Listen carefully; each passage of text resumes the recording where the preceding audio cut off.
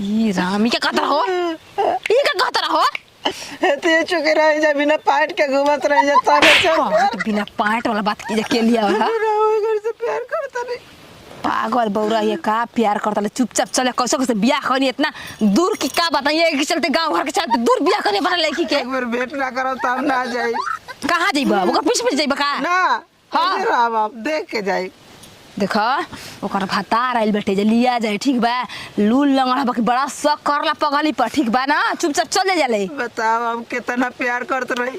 हम कितना बढ़िया बनी लंगड़ संगे भट देलू गोर लागत रही हमारा खातिर हुए लंगड़े ठीक बा हमार लड़की के खुश रखेला प्यार करला जौन जौन करे तौन खरीदेला अब का चाहिए हम ना किनती तू ही कितला मौगा ने रोतला तू किनता